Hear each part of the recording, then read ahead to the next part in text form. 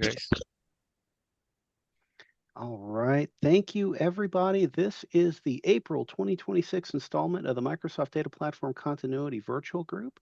With me, as we've had the last couple months here, is Thomas Grohser, the infamous, the amazing gentleman that he is.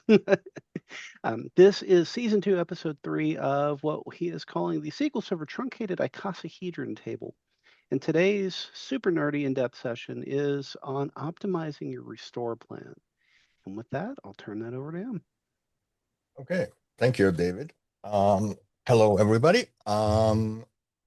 Last time we started figuring out how to back up our systems and everything, and at some point we had to stop because we were at like 2.5, 3 hours. So now we continue, and we have one or two more sessions planned, depending on how much detail we want to go. This time I'm gonna start off with a couple of simple things, but we have to talk about them at some point. They don't fit in anywhere special, so I want to get them out of the way at the beginning, and then we dive into how to, based on the requirements we figured out the last time, how we design what we want to build. And don't worry, I will quickly repeat the requirements that we came up with before going into the design. So if you haven't watched the last one yet, you will still be able to follow the whole thing. So again, with the backup stuff, I have a lot of material written down, and I will share my screen. Share. Where is the screen? I want to share. This looks good. Can you see and read the numbers that are on the screen? Yep, it looks nice and clear. Okay, so the first thing is, how many backup files do you want to use when backing up a database? SQL lets you use somewhere between 1 and 64 files. That is the current limit that exists. And I do not see the 64 going up anytime soon. The reason for that is that the way Windows and every other operating system works is when they need to synchronize threads, up to 64 is easy and can done with a single assembly instruction. Everything above that is a lot of coding and slows it massively down. That's why scaling above 64 CPUs usually comes with a performance hit that where the curve breaks down a little bit. There are basically two options or three options. You put everything in the same amount of files, so either 1 or 64 or any number in between, and make all backups the same. Or you do what I do, and you choose based on the size of the database how many files you use. I adjust these numbers over time. And yes, I'm ridiculous that I define the 512 petabytes that a database can have. But for me, it's like, could I actually back up a database of that size? And the answer is yes, because I can find an 8 petabyte storage device somewhere where I can dump a file and I can buy 64 of them and put them next to each other. So it's technically possible, but the practical thing is the first four sizes, which go up to 8 terabytes, I do powers of two, 1, 2, 4, 8 files, and then I do multiples of three after that. The reason for that is that I found out that three is a much better performance number. When you send 3 files through a network card, you get better performance than when you do 2 or 4. Don't ask me why. I haven't figured it out yet. I just empirically came to the conclusion, and that's why I'm using multiples of three going over 8 terabytes. So far, I've backed up to a petabyte of a database. So, yep, it works. And when your hardware is decent, it doesn't take too long time. But that's just the table I have.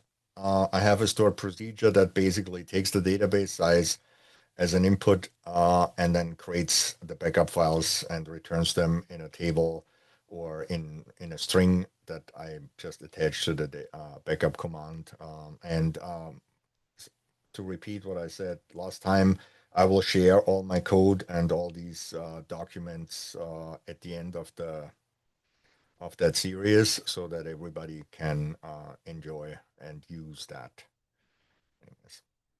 The next thing is we have to name backup files, and this is a little bit more, let's say, complicated.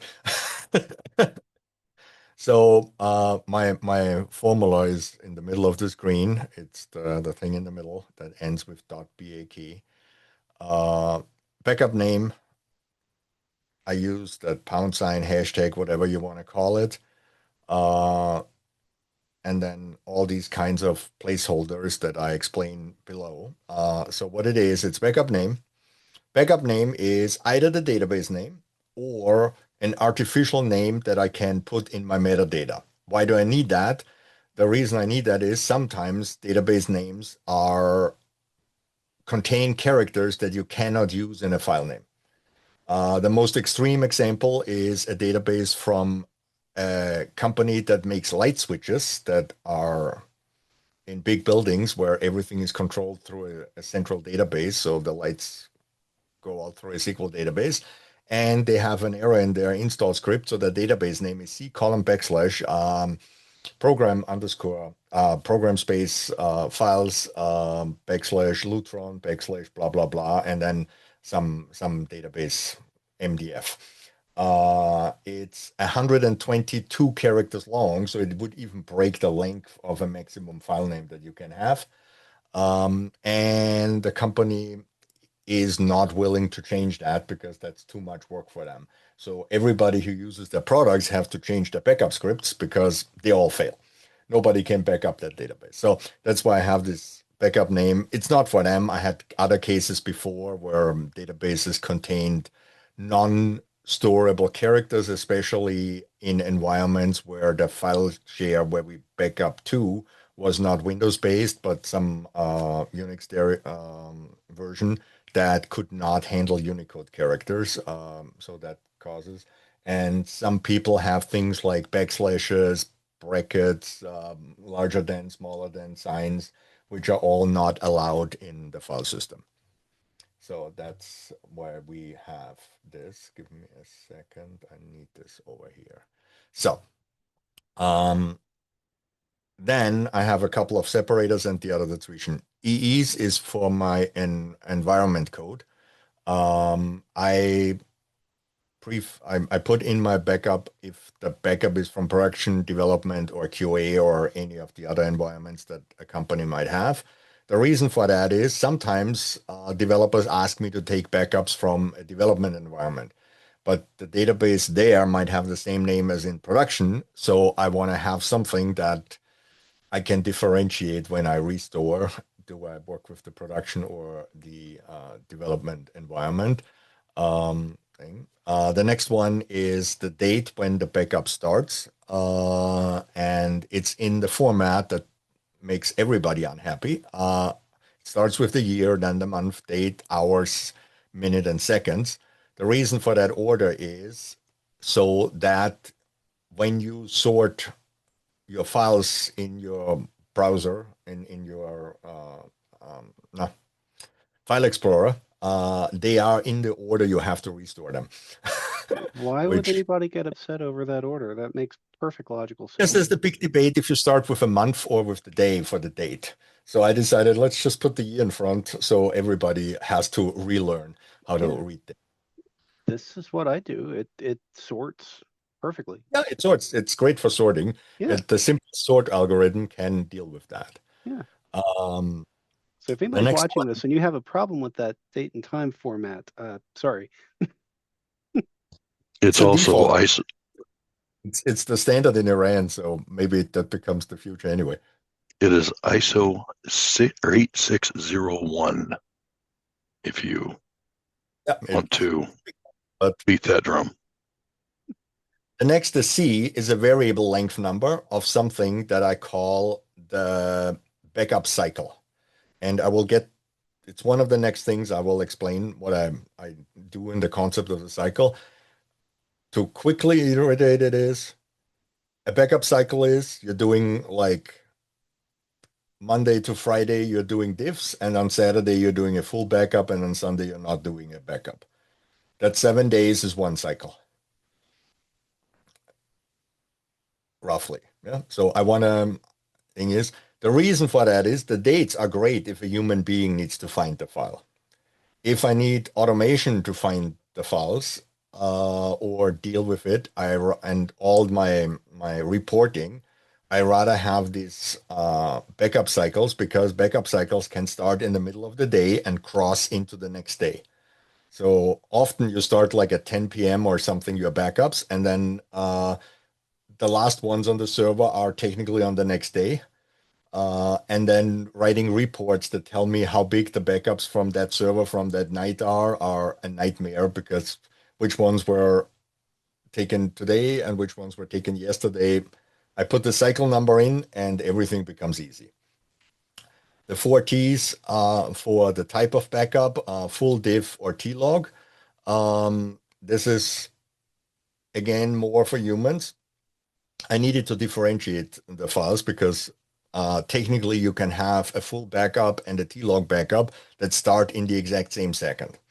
I didn't want to put microseconds into the file name, so I rather put the type in, which also makes it very easy when you have the full written thing to recognize full or log backups quickly. And the 4 N's at the end is file number of total files. So if I back up 12 files, I have 00 to 11 out of 12 here. That again is more helpful for human beings, or I need that if I have two ways of automating the restores. One is controlled under my whole management system that understands which backups it has taken in the past and just picks the right ones. And then there's an emergency mode, which can be executed just on the instance that has no access to that repository, because in my opinion, restores have always have to work. And all you have to point it is to the folder where all your backups are, or a list of folders where all your backups are. And then it will use file system tools to gather all the file names that are available and find the ones it needs to restore the database. Yeah. And for that, it helps that that string is written in a way that it can be parsed easily. Yeah.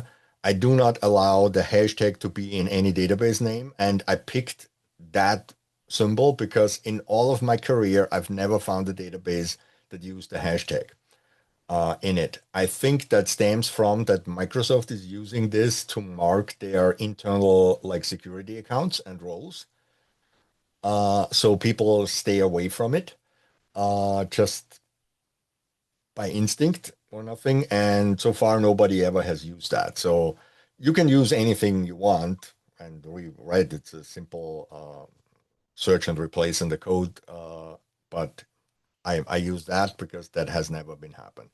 I also have a safety function that can take a database name and strip out all the illegal characters or escape them. The problem with escaping is if you have too many of them, the backup file name might become too long to be able to write to a file system. It's I mean, I grew up in the times when file names were 8 characters and 3 extension characters. So I'm used to using short file names for everything or make them as short as possible. But I have no idea why file systems in the year 2026 cannot handle like 3 kilobyte file names. Yeah. Should they be 3 kilobytes? No, but if someone wants to do it, let them. Yeah. Storage is no longer a cost factor. Yeah. So for file names. Yeah. Yeah, so that's that. Um, yeah, coming to the backup cycles. So as I said, I call this a cycle is a period of time in which all my backups that I want to do on that day or in that cycle. Technically, I've been in places where we needed to do more than one full backup per day. Yeah, and so we had multiple backup cycles every day. Um, but normally a backup cycle is somewhere between 24 and 48 hours. Why I'm saying 48 hours, lots of places don't do two backups on the weekend. They do like Monday to Friday, and then Saturday, Sunday is like one day. And you pick either Saturday or Sunday when you do your backups, depending if you want to do them before or after your maintenance. But it's a very common thing because if there's no business on Saturday, there's no point in taking another backup on Sunday if you already took one on Saturday, yeah, or after Friday. And it's very common that, okay, now I have 2 days time, so I can spread out my full backups across both days. So that also makes it easier to handle all the full backups over the weekend and only have differentials during the week. If you do full backups every day, which is what I recommend because it makes everything much easier, then a cycle is 24 hours, but I still keep the whole week as what I call a cycle set. This is the number of cycles that you need before it starts repeating again, the pattern. That cycle set. Why I keep this for 1 week, because in every company I've worked in the couple of 3 decades has a weekly business. That means the business repeats after 1 week. In So every week is basically the same as the week before. So it's easy for me to compare 1 week with the next one. There's businesses that have monthly business, which is mostly banks and real estate that rent out real estate because rent is still paid on a monthly base. Or another one is like HR, which kind of has like bi-weekly payments, or in Europe, you get paid 12 to 16 times a year. Uh, so this might be different.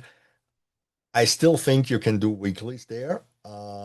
What I've seen that even companies that sell you like a subscription, a monthly subscription, they bill every customer on a different day. So they spread out the billing through the whole month to not have all the billing in one day. And then it becomes again weekly business. You do this.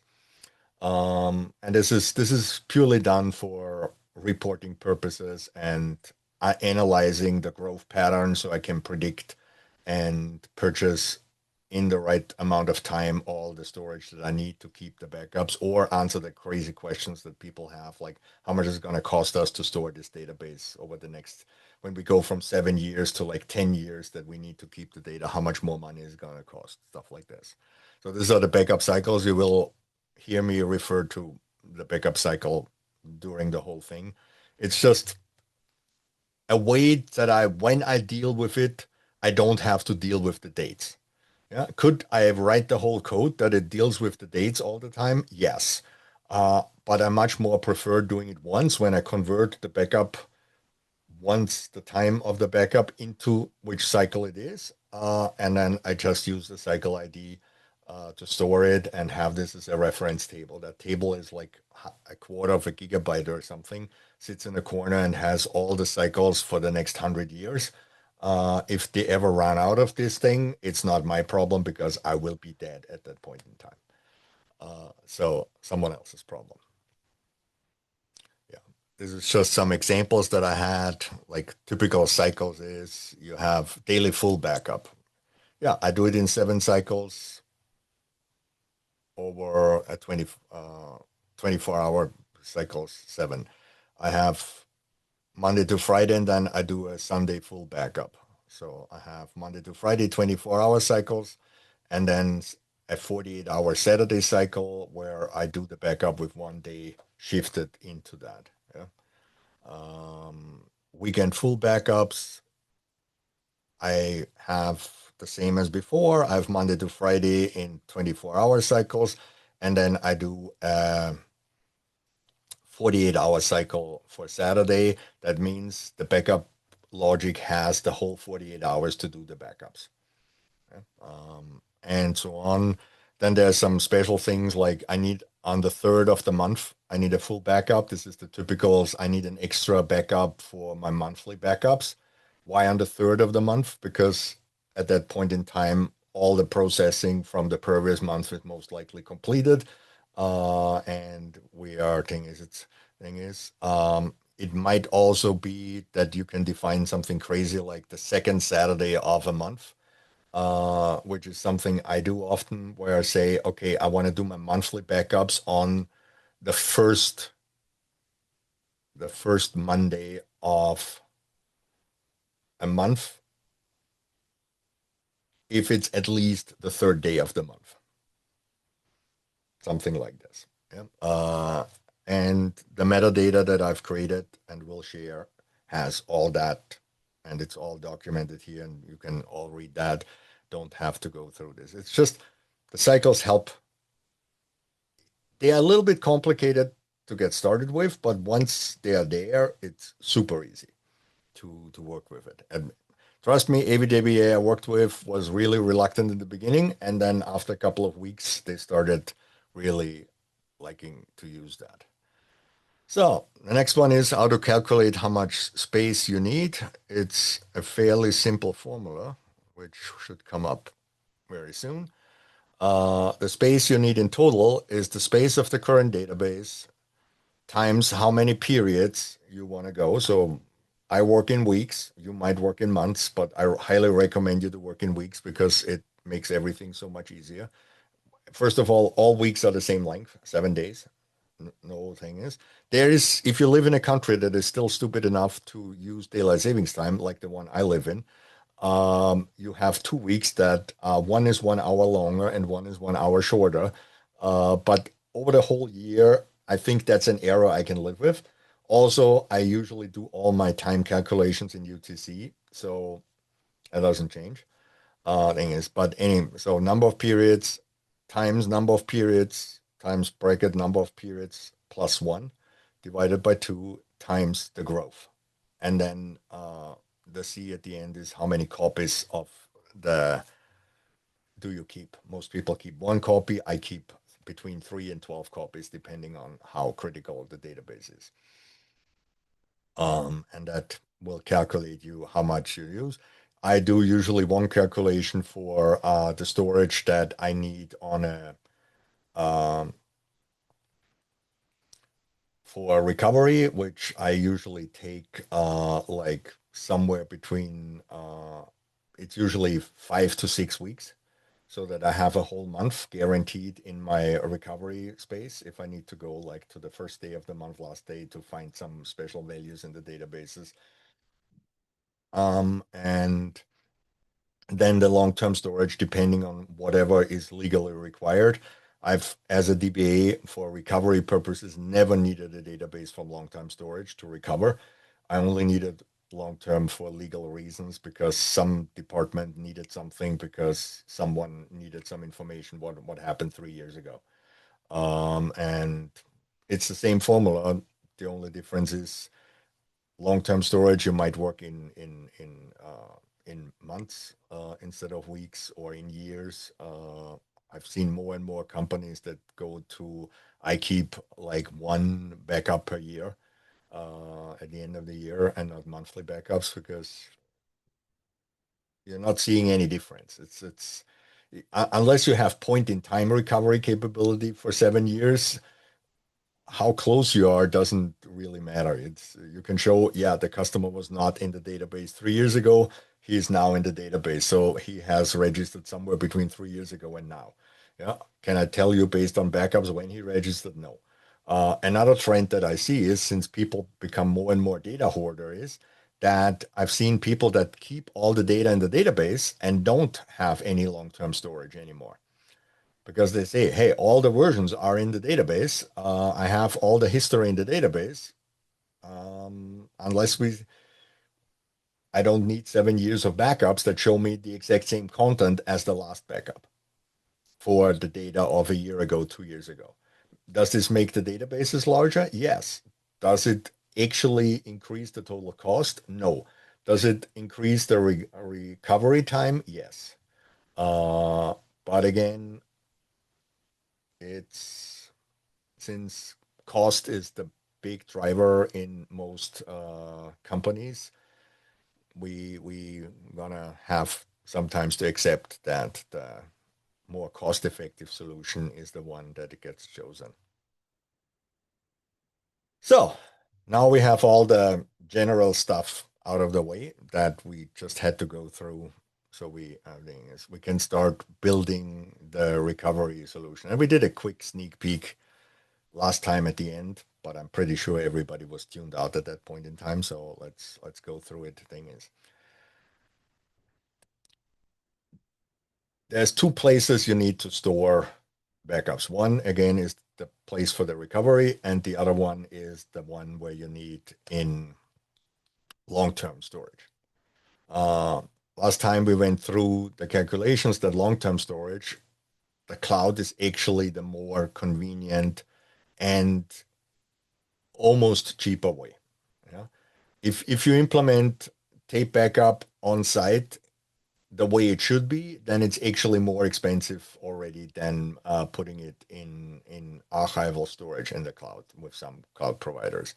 If you put it in a suitcase, and if you put the tapes in a suitcase or in some plastic cover and dump them in your local climate controlled self-storage unit, you can still beat the cloud prices by 50%. But again, that's not the proper way of securing your backups. But hey, leave that up to everybody.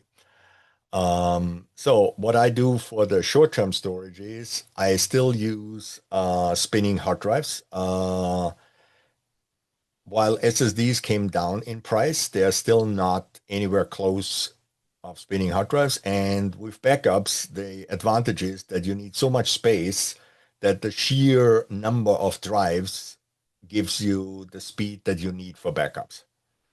Yeah. And I have the math for that.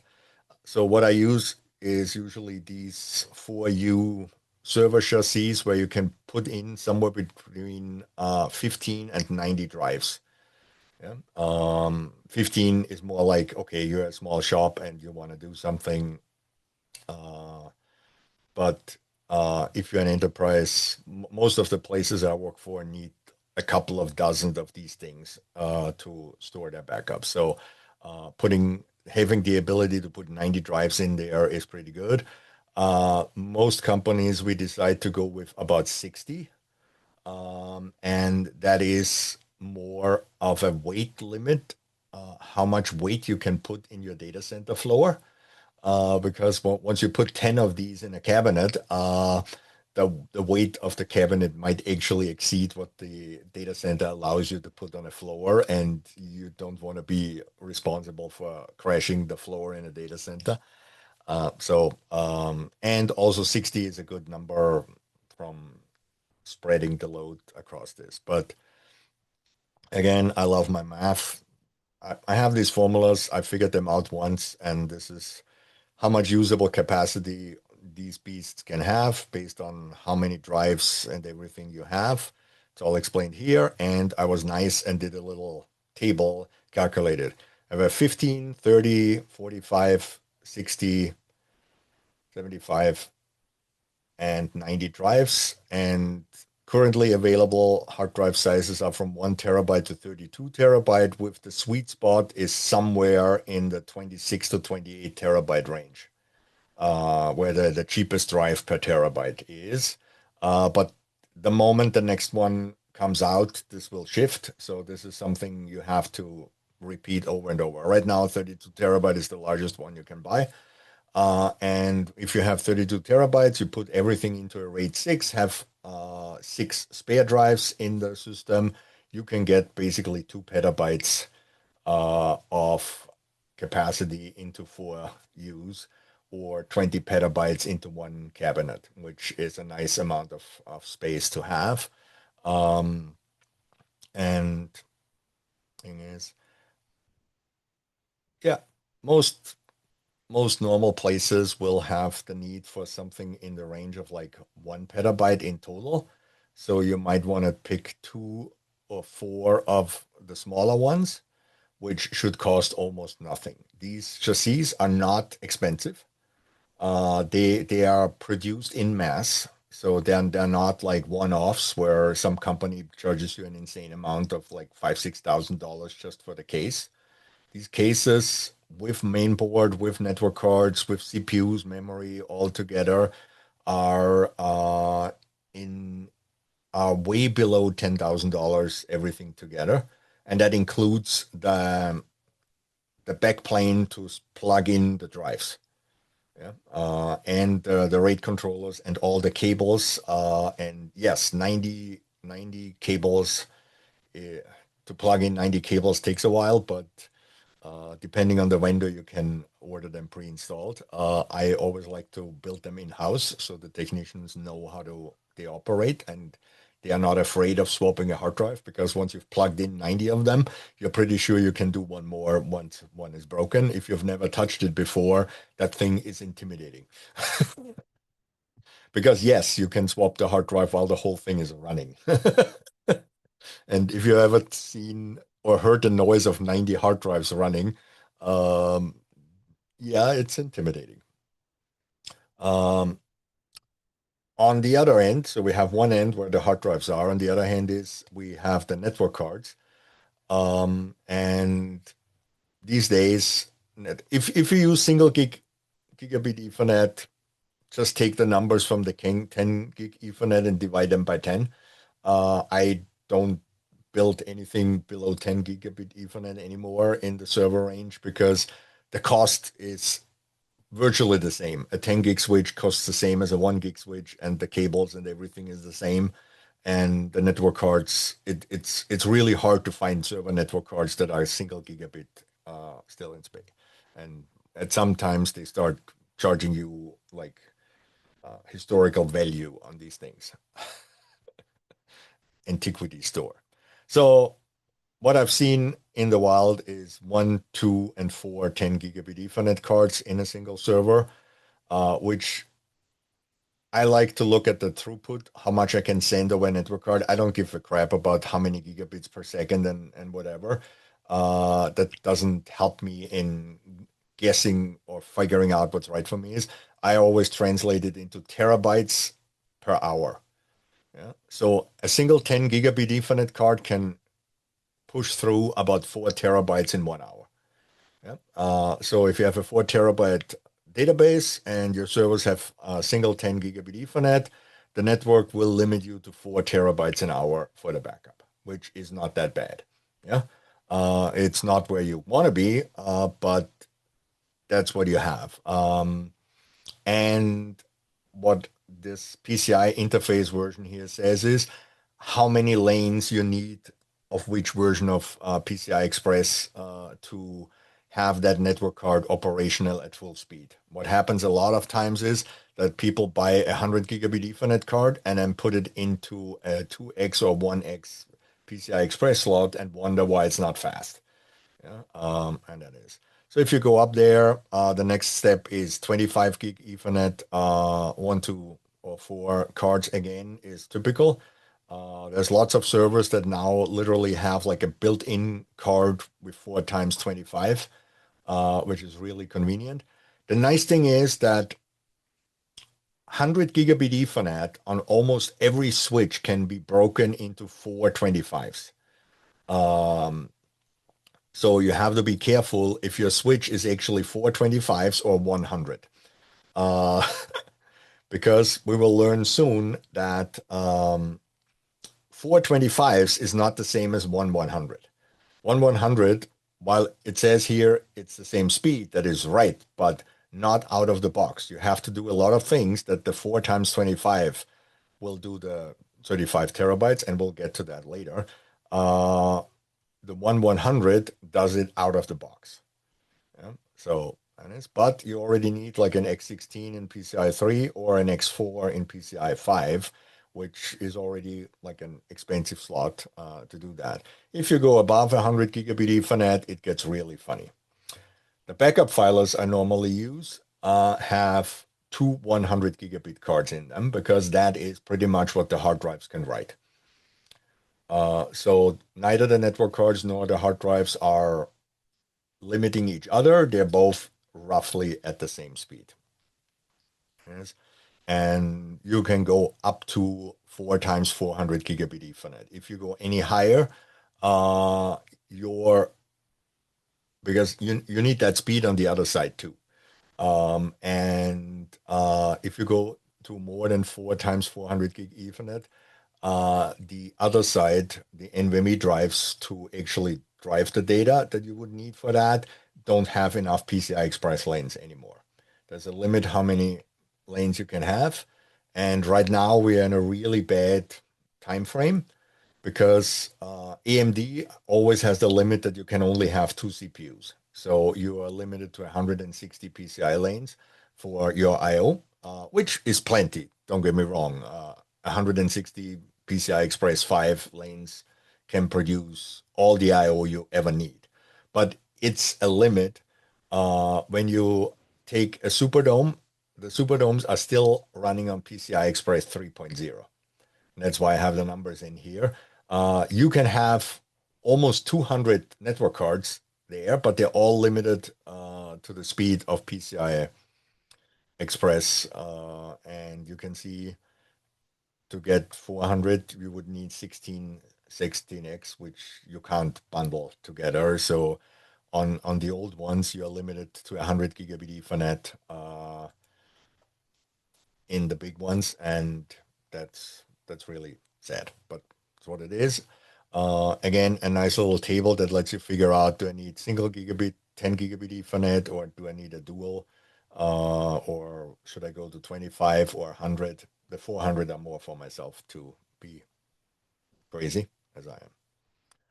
So the problem with network is the throughput, how much the network card can do is not the primary limiting factor. The primary limiting factor on a network, how fast you can move data, is network latency. And the reason for that is something nasty called the TCP receive window size. It's basically one side sends packets with data into a buffer on the other side. And once that buffer is full, the other side has to send back, I got it all, move on. Or the other side sends back, I got everything except packet number 4. Please resend packet number 4. Yeah? And how big that receive buffer is determines how fast you can go. Luckily, Microsoft and many other operating system vendors figured out that their old implementations were very limiting. Yeah. So in the old days, and that's before Windows 2022, you were basically limited to 64 kilobytes for the receive window. With some crazy patches and registry options, you could tweak it to a megabyte. But that led you to a couple of megabits per second on long distance transfer. And especially with backups, we have two kinds. We have the recovery stuff, the stuff that we need for recovery, which is probably in the same data center in some other corner. The latency is sub-milliseconds. But once you get to a long distance, like your DR data center, where you need to copy your backups every day, you might quickly be at 40, 50, 100 milliseconds latency, and suddenly what works just fine within your own data center doesn't copy to the other data center, even if you have a fiber optic line with the necessary speed that should easily handle that. Yeah? And luckily now in modern Windows 2022 and 25, they changed the TCP receive window size. They removed all the registry keys. They're no longer there. And if they're still there, they have no function anymore. And replaced it with the TCP receive window auto-tuning registry setting, which even by default has a reasonable value. Unbelievable. Microsoft somehow picked a reasonable value for the default. And the basic receive window is 64 kilobytes for 10 gig Ethernet and 128 kilobytes for 10 gig Ethernet. But then the scale factor comes in, which 0 is disabled, 2 is highly restricted, which I have no idea why anybody would ever pick that. 4 is restricted, again, no idea. 8 is normal, and E or 14 is experimental. The default is normal. So it's 8. The nice thing is that doesn't mean it's 8 times that big. It means it's 2 to the power of 8 times that big. So it's 256 times 64 kilobits is the receive buffer, the normal one. And the one with E gets even larger. So long story short, here's the PowerShell command to set that level from normal to experimental if you ever need it. Never set it to anything lower. And there's the RFCs and Microsoft support pages that there's like 60 pages that explain how this crap really works. What it comes down to is that your actual receive window size is your receive window size shifted by that scale factor. Or in regular math, it's your receive window times 2 to the power of s. This is just bit shifting the number over there. That's how they implement it in the network protocol stack.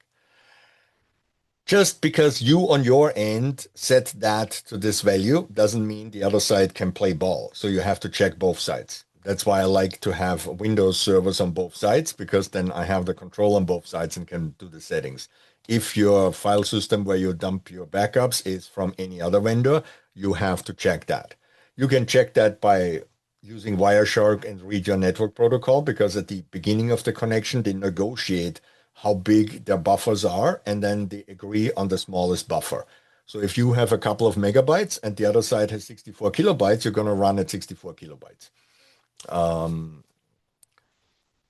Thing is, yeah. And then you can calculate how much you can actually send. And as same as last time, I created a nice little table. Yeah. I included the disabled column so you have an idea how it was 5 years ago. So depending on your latency, from sub-milliseconds, so a tenth of a millisecond latency, which is typical thing, you have your server, one switch, and another server. That's about the latency you will get between these two machines. You could move 10 gigabits per second in the old system. Or if you put it on disabled today, no scaling, then you would still have almost 10 gigabits with a millisecond latency. Yeah. Just to give you an idea, the normal setting already gives you 2.5 terabits. Just changing the buffer size on the network card makes it almost 500, no, how much? 250 times faster. Yeah. If you go to experimental, and that's, I think, why they call it experimental, is you get 160 terabits per second. Currently, there's no network equipment that could even remotely go there. The problem is 0.1 milliseconds is latency you have, as I said, if you have two devices connected with one switch. So they're basically connected to the same switch. Once you get up a little bit in the latency, let's say 1 millisecond, this comes down. Yeah. So 10 times the latency is 1/10 the speed. Yeah. And that's just the physics of how it works. Yeah.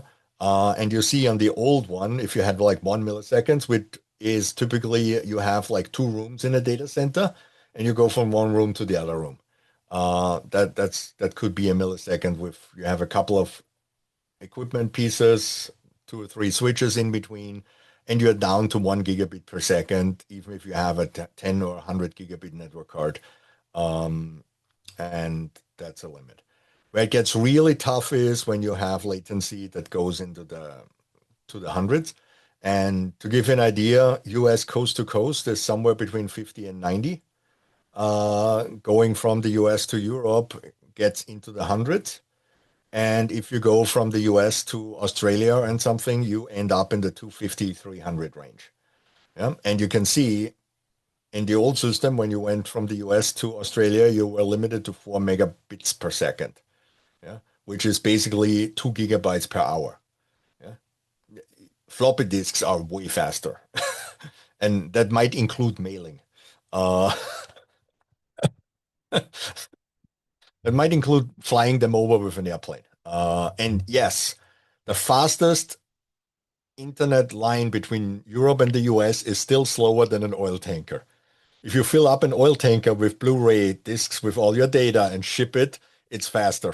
It can transport more throughput. The throughput of an oil tanker is higher. The latency, not so much. It's about 4 weeks. But and what I've learned recently is an oil tanker travels roughly with the speed of a bicycle, operated by a normal human being, not an Olympic bicyclist that goes like crazy. Yeah? So, but back to that. The interesting thing is, if you use the normal settings, you are probably fine all the way to 20 milliseconds. Then you can still use a 10 gigabit card at full speed. If you go to experimental, you can go to 400 milliseconds and still use 40 gigabits per second network cards. Yeah, 100 network cards up to 150 milliseconds. So you can technically transport 150 gigabits at 100% utilization between Europe and the US. And that's amazing. So they finally fixed the network stack that it should not be a problem. Yeah? 400 gigabits, 40 milliseconds, that's fine. Still good enough. And this is per connection. So if you run 64 files and you run 64 files in parallel through the same network card, you get that speed 64 times from the latency because they are independent from each other. Yeah? So while the latency on older Windows and maybe some older file storage equipment that you might have might be a problem, if you have TCP receive window auto tuning on your operating system and network card, you should not have a latency problem anymore. But you should be aware that at a long distance, you have to break up your backup into multiple files to make the speed you might need. Good. Moving on from there, putting it all together. Again, the same latency values that we had before, the same settings, and this is how many network cards you can run in parallel without having any issues. So, sorry, this is how many files you need to satisfy the network card to 100%. So, as I said, once you have 100 gigabit Ethernet cards, you need to start thinking about doing multiple files things. And as we said, we are limited to about 60. So with 100 gigabit Ethernet, you can go US America with 60 files and you are totally fine. 400 gigabit over that distance today. Yeah, you have to run multiple backups of multiple databases at the same time, but it's still doable. Yeah? If you put it to the experimental settings, you are fine all the way to the end. And now I understand why they picked the 14 and not 16 as the highest value. Because it would be, yeah, it would be many times higher. So, I also played around and I need sometimes when I have a maximum latency that I can use, I put in some information how to get from latency to the distance that I can cover. So if I have a requirement to have a latency below 100 milliseconds, then I can tell you how far apart the data centers can be. The first thing you have to learn is that the speed of light is measured in vacuum, so in outer space. Inside your fiber optic cable, it's about 68% of the speed of light in vacuum. So that's already a third slower than you might expect. And the next thing you have to realize is that on typical long distance routes, you have about another 30% down on network equipment. The routers and the network cards and the repeaters and everything eat about another 30%. So you're basically down 2/3 of the speed of light, which is still insanely fast. And again, with our latency table, this is about the distance in kilometers or miles that you can expect. And if you look at 250 through my formula, it's 17,000. And in theory, the distance from the US to Australia is about 16,000, and you can expect 250 milliseconds there. So it's not that off. You will never have a perfect calculation because the network equipment in between might change, and one day a carrier might route you through this country, and the next day they might route you to another country. You have no control over that. So I rather go on the safe side than on the on the lower end. Yes, but that's also sometimes interesting. So which distance can I go with what? Or if you need to go through something like Starlink, all these numbers are off because satellite latency is way off. This starts at usually a couple of 100 milliseconds because outer space is really far away. So that's the thing is, yeah, here's typical latencies between US, Europe, Australia, India, typical things where you have. And if that is not enough, here is every Asia region in the world with the latency to every other Asia region. Yes, I can't fit it on a sheet of paper unless I flip it to the side. If it's actual paper, it's really easy to read because you just flip it. But here on the screen, it's not. It's pretty interesting. And by the way, the empty ones there are certain regions that are not connected to other regions where you cannot transfer data between certain regions.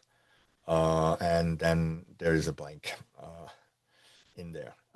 That's most likely, if you look at the names of the regions, is most likely my thinking is there's a political reason for that and not thing is, or it might be some data center on some island that just doesn't have connectivity to the rest of the world as we would expect it, and they haven't. But it's nice. It gives you if you need to think about it. Hey, I want to go from here to there. You find the closest region in the cloud. You go into this diagram, and you have a pretty good actual latency idea because Microsoft's not in most areas. They don't have their own fiber optics. They're just piggybacking on the other big carriers that you would use if you use regular internet to move the data, and that's just what it is. So going back to our backup files and putting it all together, if the backup files have one set of 15 disks or up to six sets of 16 disks, you can get a sustained write speed of somewhere between 4 and 25 terabytes per hour on each one of these filers with peaks up to 62 terabytes or 10 terabytes if you have a single. The difference is why I'm saying sustained. Sustained is if the file you're writing is very, very large, then over time the performance goes down. Also, it depends on how full the disks are. Disks on the outside, and the outside of a disk gets used first, have more data stored on each revolution, so they are faster. The more you get to the inner side, the slower they get.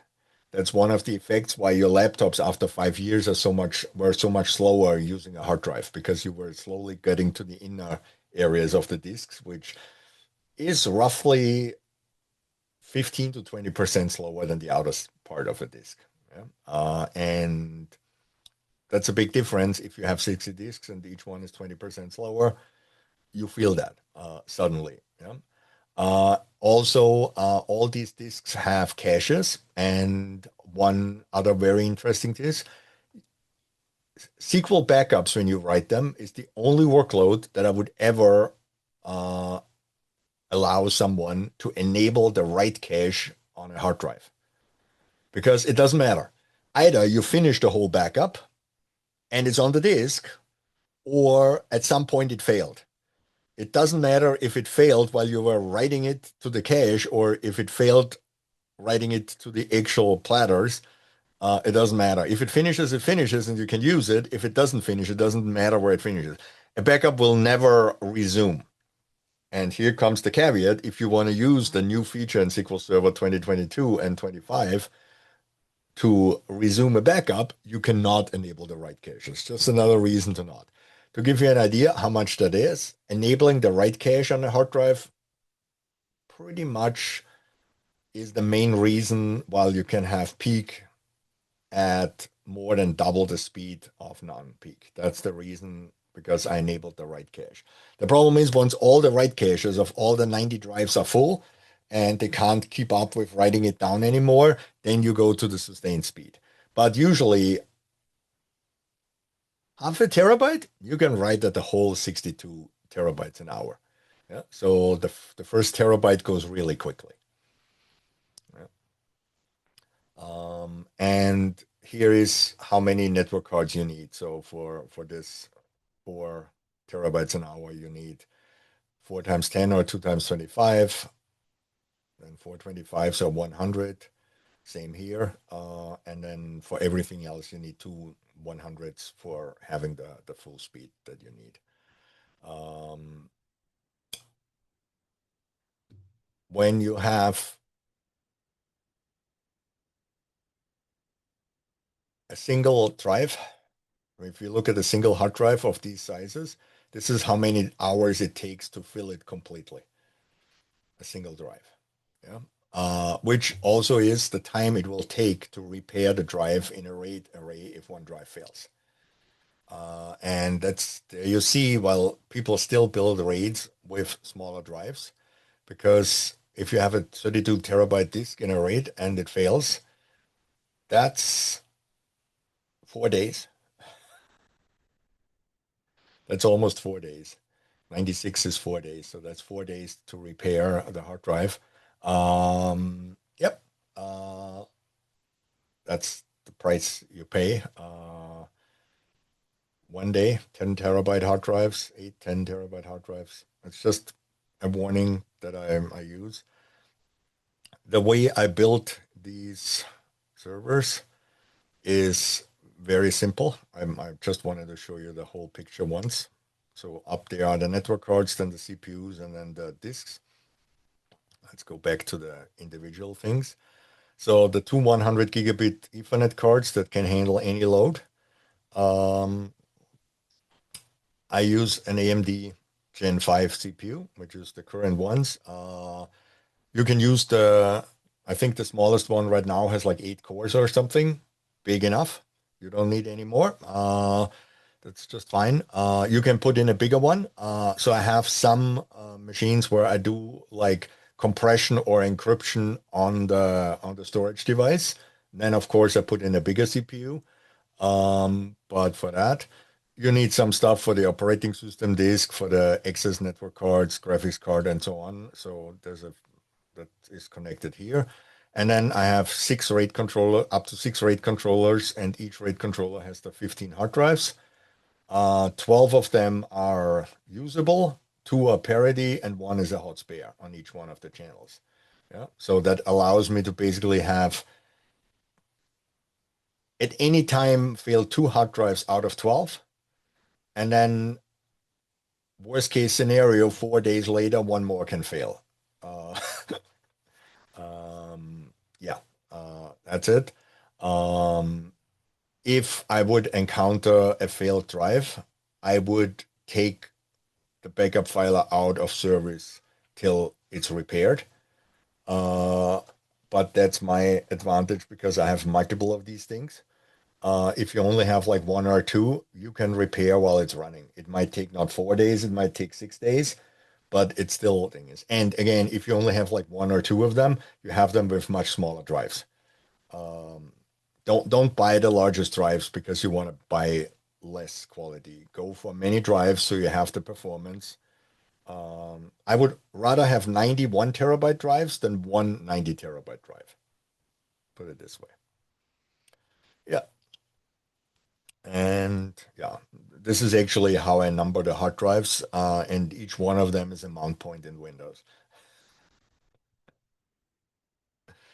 Um, Sometimes I use something that I call a landing zone. This is if the speed that we had here is not enough for the backups. If I have something that is bigger, like a 200 terabyte database that I need to back up in 4 hours and restore in 4 hours, that might not be enough. Then I'll build something that I call a landing zone, which is basically a database server without um, SQL Server installed. Basically, instead of hard drives that are spinning, I put in NVMe drives. I did all the math here. What you can have basically is you can have 458 terabytes per hour to be written to that thing, sustained at about 1 petabyte, and this would be a 2U server. Um, it would have 48 drives and look like this. That you can actually achieve speeds like this. So this is a backup I took in 2022. Back then we were still limited on PCI Express 3. And even on PCI Express 3, I got this hilarious number in perfmon, which resulted in refiling a file, a bug that I reported in 2008 when I first achieved more than 10 gigabytes per second. It flipped the notation from a regular number to math notation, to scientific notation. And they fixed it, but only for 1 digit. So now I refiled. This time I put in a remark, I'm working on something to do a terabyte per second backups. So please fix it by 2 digits this time, or probably fix it for good. We have bigger monitors now, so we can see how many. I literally sent them the screenshot and circle this area and says, see how much empty space is over here. You can use and make these things just a little bit bigger. Yeah, it works. Yeah, it's not that hard. Thing is, yeah. So back then I took a backup with 105 gazillion bytes per second, or 105 gigabytes per second, which is the gigabytes that storage vendors use, which is actually 98.69 gigabytes per second with a 1024 per kilobyte and gigabyte. Yes, that's what it is. I could not push it over 100 here. I tried everything. I could do it if I like compromised integrity, but that was not a fair thing. Yeah? Uh, Again, since then we moved the hard drives are now at PCI 4, network cards are at PCI 5, and hard drives will be PCI 5 soon. So it's actually old, but it shows things that you can actually do that. How does this landing zone look like? Instead of 100 gig network cards, it has 4 times 400 gig network cards.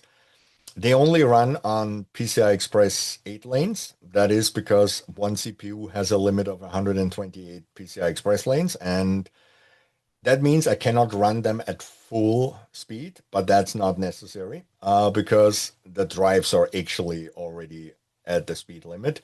And once we get to the next version of the AMD CPU, it will have PCI Express 6, which again doubles the speed of I/O. And then this will all, PCI is no longer the limiting factor. And then we will have 800 gigabit Ethernet cards available. Yeah, so that's this little beast, but it's basically the exact same layout. It's just different type of drives. What I do is I dump the backup there. So I have like the last full and all my log backups there. And then I start copying during the day over to a regular backup filer. So when the next backup comes, there's only one backup of these big databases per day in these landing zones, and then they move it off to wherever it needs to go. So, what can you do to make backups and restores fast? We all know backup database to disk, blah, blah, blah, has a certain speed. And on modern hardware, you get decent speed with it. Yeah, it's thing is, but to make it really fast, you have to use a bunch of tricks. And that means you can go 10, 30, 50, 100 times faster than you go normally. Yeah. So if the baseline is backup to a single file, getting to 100 times faster is absolutely possible. Yeah. By using this, because a single file is not very efficient. So the first thing is you need a dedicated physical backup for your networks. This is going to be a hard fight with your network department because that means work for them. The fun part is if your network department, if your company also has a Linux team and not just a Windows team, team up with the Linux team. Almost every Linux box has more than one network card, physical Linux boxes. So they already know how to do it. They just have to understand that Windows can do the same thing. And we will get to why network people are reluctant to give this to Windows people. Because if you do the stupid thing and just port channel multiple network cards together, you're not getting the speed. You can port channel 100 network cards together. You can, to write your backups to one backup filer, you get the speed of one channel. You will never get the speed of two channels because network load balancing is based on source or destination ports or source or destination IP address, and they don't change between two servers. They're all designed to load balance a big file server that services thousands of users, and each one comes in on a different network, on a different IP address, so they can balance the load over the channels. Windows does not have a round-robin network load balancing, and it probably never will get one because and that's why we have that. So dedicated network. The main reason why I want a dedicated network is because if you go through the normal access network that every server has, you most likely go through some firewall. And when you start making backups really fast, the first people that are going to cry are the network people that first told you don't need a separate network card for your backups because our regular network card can handle that traffic. Once you actually push a 100 gigabit network card to 100 gigabit, you will see how fast they come to you because no freaking firewall in the world can actually handle 100 gigabit and do all their checks that they want to do. Yeah, so this thing is going to explode. And if you have 20 SQL servers and you run the backups all at the same time, they really freak out. So it's usually a negotiation thing. And I recommend highly buying lots of beer, inviting them over, and discussing it with them, make them feel it's their idea. That's how they save you, so they feel good about it. But get your own network. The second reason you want your own network is because the moment you have your own network, you blackmail them somehow to enable something that is called jumbo frames. A normal Ethernet frame is 1,500 bytes. I have no idea who came up with that number. It's just stupid. It's not a power of 2. It's not a power of 3 or something. It's just a random number someone picked. My Yeah? understanding of that is that way back in the day, the physical networking infrastructure quite literally could not handle any more than that. So they set a standard and capped it there, but then modern equipment far surpassed it. That's my knowledge anyway. We talked about almost half a gigabyte of receive buffers now, and we fill this with 1,500 byte packets. Yeah. So luckily, all modern network equipment manufacturers support something called jumbo frames, which changes the size of a packet from 1,500 to 9,000 to 9,600. It depends on the equipment. It's 9 kilobyte. However, they define a kilobyte. Again, network equipment manufacturers become more and more like storage manufacturers that they can't understand what a kilobyte is, but that's what it is. So I've seen the word 9,000, 9,014, and 9,600. All three. None of them is 9 kilobyte, but yeah, it's thing is, yeah. What I've seen switching from regular to jumbo frames immediately gives you twice the speed on the network. It's just it removes the number of round trips you need so much that it's worth. You will never get long distance with jumbo frames. That's within your own within your own data center. There's no jumbo frames over routed equipment. I've never got. It's theoretically possible. I could never find a network technician brave enough to enable it. And I get it because the long distance equipment is usually shared with everybody else. That's not, you don't have long distance.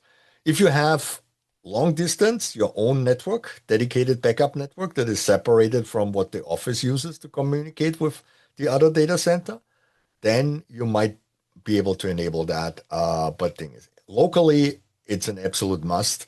It's a freebie. It's literally one line of configuration for the network team, and you double the speed. Yeah, it's a no-brainer. Yeah, it's thousands of dollars for 10 minutes of labor. The next one we already talked about it is multiple backup files. Yeah, two backup files are pretty much twice as fast as one. You will, once you reach the speed of any other bottleneck, you get diminishing returns if you add more files, and you will notice that. But normally you can create a bunch of files. Yeah. So thing is, so the typical thing is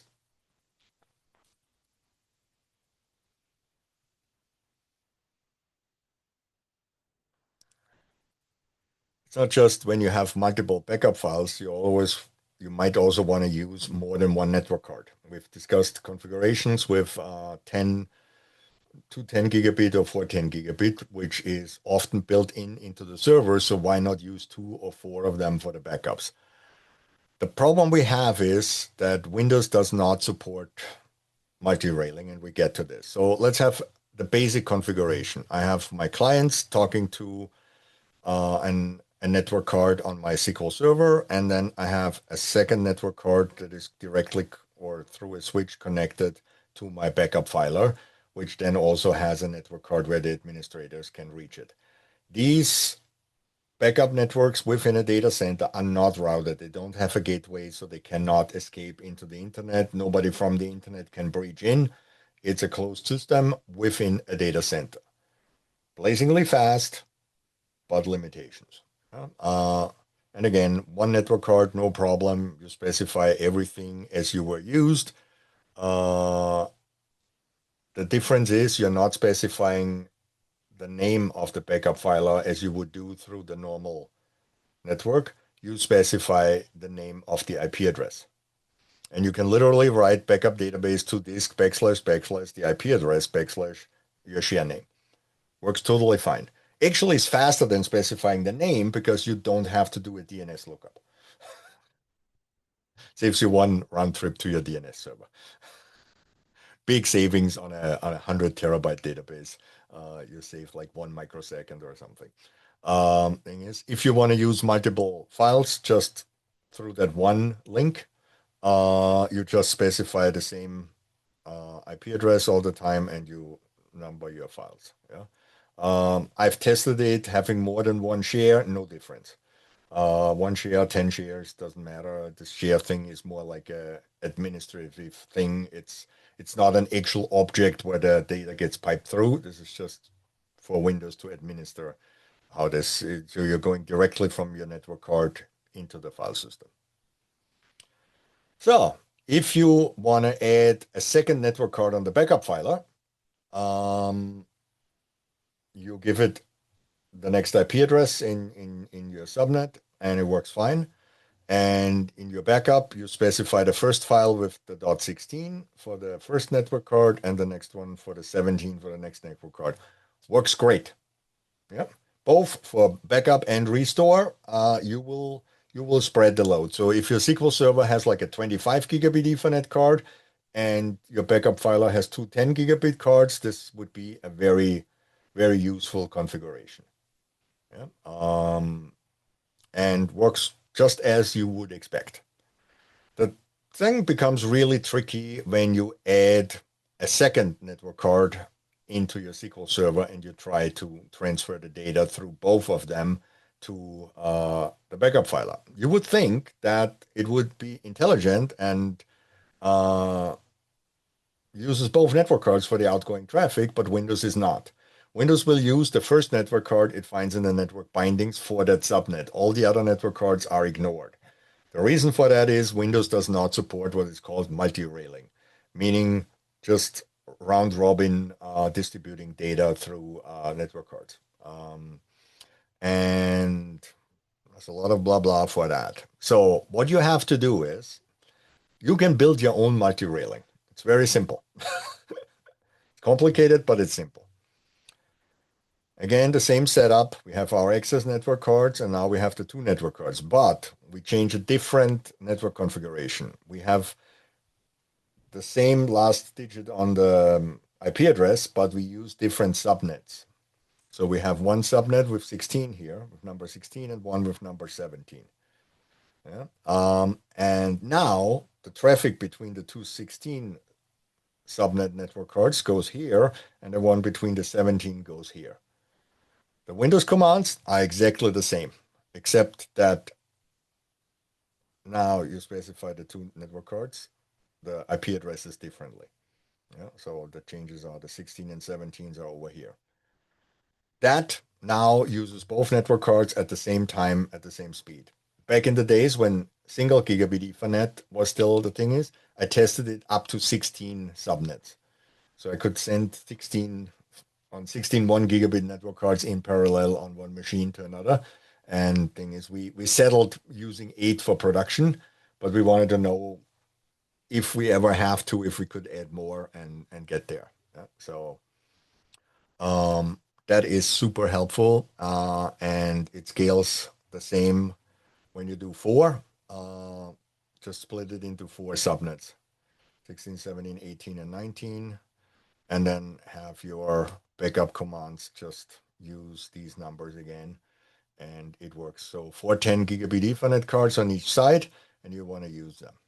And again, your Windows administrator that is not very experienced in scaling out Windows machines will tell you, yeah, we just port channel these together and the network card. It's not happening. It's just not. It's using the source and destination IP address. So if you bundle them all together and have one IP address on each side, it has nothing to load balance from. Yeah. Yes, if I have 10 different SQL servers with different IP addresses and they all back up to the same backup filer, and you bundle the interfaces on the backup filer, that works just fine. But if you need the speed on a single server to the backup filer, you have to do this trick. So, good. The next thing is, what options do we can use in the backup command? There's several pages long, the book's online from the backup command options, and it's painful to test them all. So the first one is compression. Long story short, uncompressed backups can be faster than compressed backups. Sounds crazy, but if your network is fast, just pushing the data through is actually these days faster than compressing it. Again, if you're on a single gigabit Ethernet environment, compression will make your backups go faster because your network is the bottleneck. But once you reach larger machines, the compression is the bottleneck. First of all, you can only use 64 CPUs for compression at the same time. So even if you have a 200 plus core machine, which today is no longer a fantasy, this is available under $100,000 to have more than 256 cores these days. You will only use 64 per backup to compress. Yes, you can run multiple backups at the same time, but getting them started so that they all use different CPUs, good luck. the Windows scheduler is not very clever when it comes to scheduling backups. The SQL scheduler is not very clever when it comes to scheduling backups. It's very clever when it comes to scheduling queries, which its main purpose. The reason for that is they still use the same algorithm that they used before there was backup compression, where the goal was that backups actually don't add CPU overhead, so it doesn't matter on which CPU we run it. So we just run it on some. There are multiple different compression algorithms. They all either make it smaller or are faster, and you can have options like low, medium, high. There's even PCI Express cards with Intel Quick Assist technology. The problem is they're all PCI Express 3, so they're useless. Doesn't matter because Intel had a brilliant idea. Instead of putting them on an external card that someone can buy and plug into my server, they had the brilliant idea. Let's put that exists technology in the CPU and may you pay extra. I'm not sure if it's a monthly fee or if it's a one-time fee you have to pay, but you literally have to pay and then you get an enable code that you can send to the CPU to enable the feature, which is great when you just want to test it. Yeah, because if I got the card, got the card, I plugged it in, I figured out it's slower than just compressing it in the CPU and send it back. If it's in my CPU and I get the enable code, there's no disable code. So once it's enabled, you paid for it. And it's yours. Yeah. Intel Quick Assist is in all modern Intel CPUs. It's not in AMD CPUs. So while this thing is great, again, of old machines, you might put in the card and it might give you an advantage. On a modern machine, I would not compress backups unless I have for the capacity. And even then, I rather make the backup uncompressed, use the full speed of my network, and then have a script or something running on my backup filer that takes the backups and zips them into zip archives that I then use for the long-term storage. Yeah. And that might be the better solution. Yeah. Because A, you're not wasting CPU cycles on a highly licensed per CPU core machine. You're using CPU cycles on a cheap Windows box in a corner or even a Linux box with no licensing thing is. Yeah.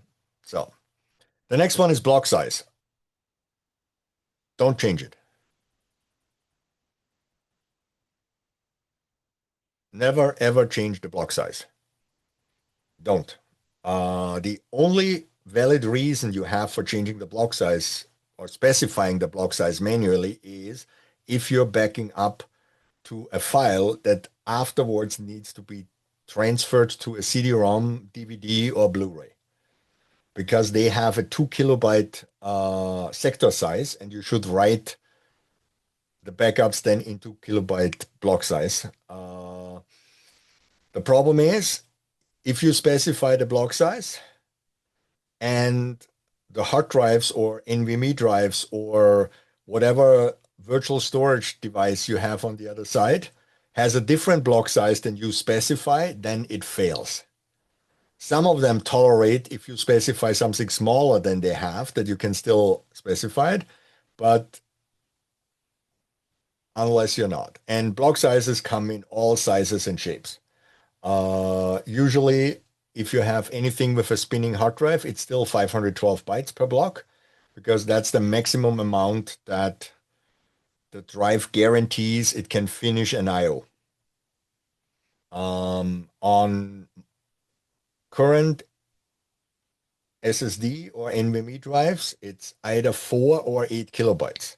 It now gets to a size, I've seen the first drive with 8 kilobytes, which is hilarious, because modern laptops come with these 8 kilobyte drives, and then SQL Server can't be installed because it assumes by default that it's a 4 kilobyte size, and you have then to do some registry hacking to make SQL running. So some people could not install the SQL 2025 on the new laptop because it couldn't deal with 8 kilobyte SSD block sizes. Once SQL is running, it can deal with it, but to get it, the setup could not deal with it.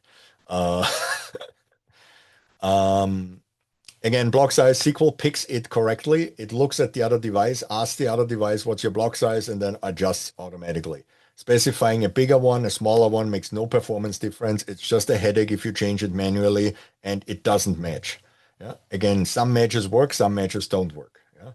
Should you have the same block size for everything? Yes, because availability groups are also affected by that. Because if your log file on the two sides is on different block sizes, you have to again tweak and set trace flags in SQL Server to make that running. Again, use the same. I have in my environments everything on 4 kilobytes right now, but at some point I will have to deal with the 8 kilobyte stuff because bigger and bigger drives need bigger sector sizes, and therefore the block size needs to be changed. Again, don't touch it. Thing is, what you always should specify is max transfer size, and there's only one value: 4194304, which translates to 4 megabytes. It's the maximum you can set. If they would allow me to specify something bigger, I would specify whatever the largest value is. Larger is always faster. There's no way larger is not faster. The only reason where you cannot specify a number this large is if you have no memory. Because to make a backup, SQL needs to allocate a couple of these buffers in this size. This is max transfer size is basically the size of the buffer where SQL transfers all the data in, and then it specifies a single IO to write that whole thing. And that's why it's faster, because one 4 megabyte IO takes almost the same time as a 64 kilobyte IO. Yeah? Because moving the actual data is not the work. The work is to get the storage device to find the free block, allocate it, update its internal allocation map, and write it. If you send 4 megabytes at a time, it can do this in one go. If you send 64 kilobytes or 8 kilobytes or even smaller numbers in one time, it takes forever. If you run max transfer size there, be aware that you will have higher latency to your storage device, which is expected because yes, it takes longer. But again, 64 kilobytes versus 4 megabytes is like, what's the difference? It's almost 80 times as big. So it doesn't take 80 times the latency. So it's not 1 millisecond to 80 milliseconds. It's like 1 millisecond to 3 milliseconds. But 3 milliseconds for an IO of 4 megabytes is still nice and fast. Yeah. Again, the only reason not to specify 4 megabytes is to go thing. Even then, I would go with the 4 megabytes and have lower number of buffers. I think overall this is still going to be faster. If you back up directly to an S3 URL, your options are 5, 10, and 20 megabytes. Again, use the 20 megabytes. There's no reason for specifying anything smaller. It doesn't help. If they would have a couple of 100 megabytes for the S3, I would specify a couple of 100 megabytes. Again, every time you have to go back and forth costs time. So the more you can do in one go, the faster it's going to go. How many? The next one is buffer count. And this is the magic that nobody understands. And the reason is, this is the simple formula how to calculate how many buffers to use. And so let's begin with the 2 to the power of the ceiling of log 2 of something. Yeah, this is a fancy way of rounding up to the next power of 2. This is just a math trick. I take the log of base 2, round it up, and then take that number and take 2 to the power of that number, which basically rounds it up to the next power of 2. So if this is like 197, it rounds it up to 256. If this is 157, it rounds it up to 512. Because you need a power of 2 number to be fast. And it depends on the number of backup files you have. So how many files do you write in your backup? And on the number of database files you have. So this is interesting. So you need buffers for each database file to read from there, and then you need buffers for each file you write to. And this is because SQL tries to do things in parallel. So you need to give it multiple buffers. And then you have these Q, C, and 1. Q is the QDEF of the target. What is a QDEF? A QDEF is how many outstanding IOs a drive will tolerate. So you can send an IO to a drive, and it will take a time to do that. And then you can send another IO while the first one is still in progress, and so on. Large storage arrays allow you a QDEF of about 16. If you actually use that, your storage admin will hunt you down and kill you because it will overwhelm the system so quickly because on the storage array, the whole interface can only do 256. So if you are using already 16 and the hundreds of other servers try to use more QDEF and you're using 16, you're killing them. Yeah. Practically, I don't like to go above 3. Yeah. So I don't want more than a QDEF of 3 because it's fine. You can go higher. You test out. I've always had good experience with 3. 1 and 2 is too low, and with 4 it starts overwhelming some systems. And with overwhelming, I mean the system gets slower because it tries to do so many things at the same time that it's not. And don't forget, your hard drive is still a physical moving part that sometimes has to relocate where it is on the disk. And if you ask it to move back and forth too much, it gets slower than thing is. Yeah. And the C is for compression. If you use compression, you need one more buffer because that's the buffer that gets compressed while reading and writing happens at the same time. So that's basically the formula.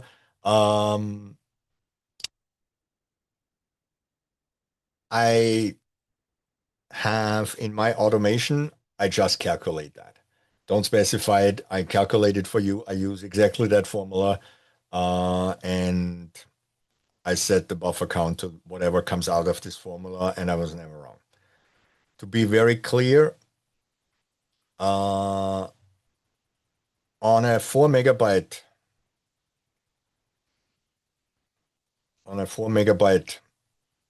transfer size, and if you have an 8 terabyte database and you use my recommendations for how many files 8 terabyte database, I would probably put on 12 files.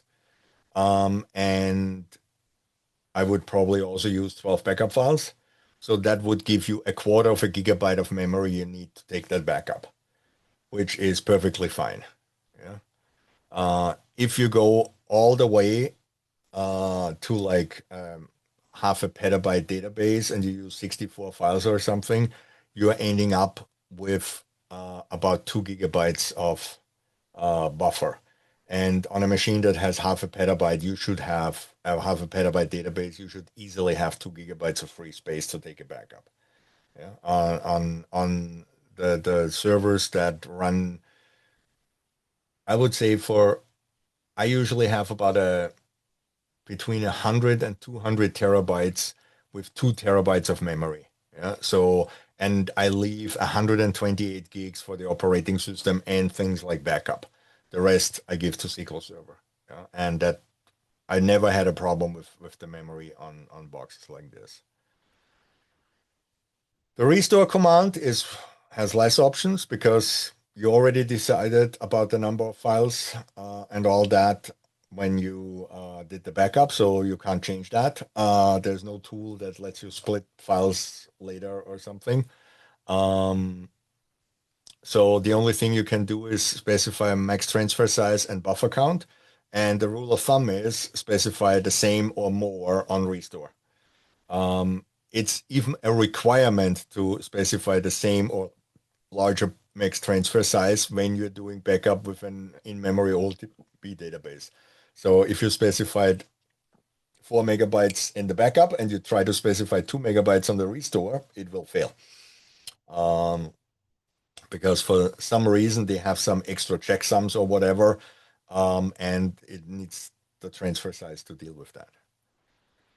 So this is pretty much what you can do to do the performance. So multiple files between 1 and 64 times faster, jumbo frames, doubling the speed.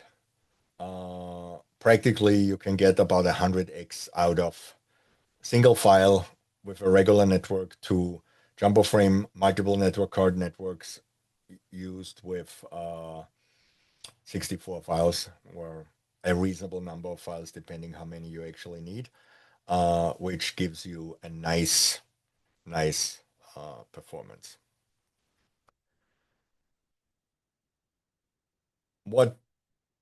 What makes backups reliable? Use good components. Don't use cheap switches, something like this. Most companies don't. I rarely see companies that don't have Cisco or Juniper equipment. Some have HP because they want everything out of one hand. But if you look at HP under the hood, it's basically licensed from Cisco, in my opinion, but it might not.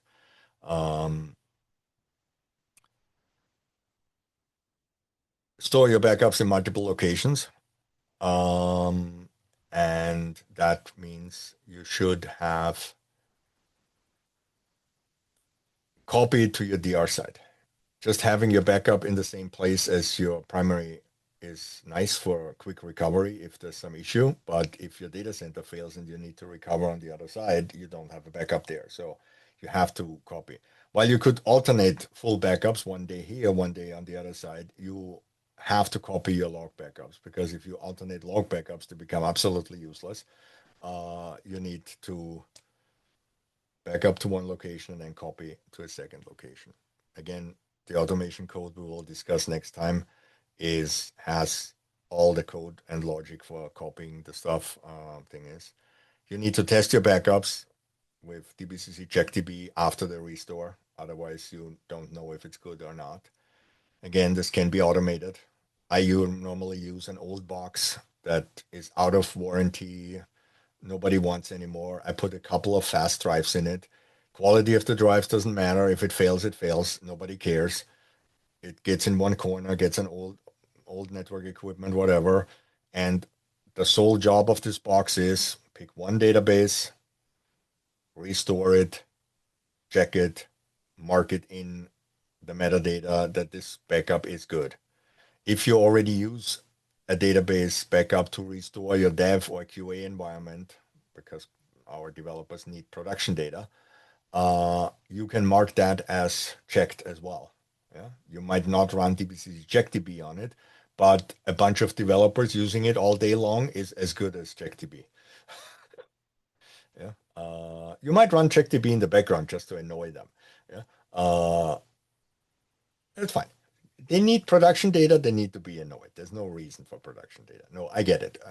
I've seen cases where it actually made sense. Yeah. There's a feature that adds and tests checksums during backup restore. Always use that. It's a bit flip can happen so quickly.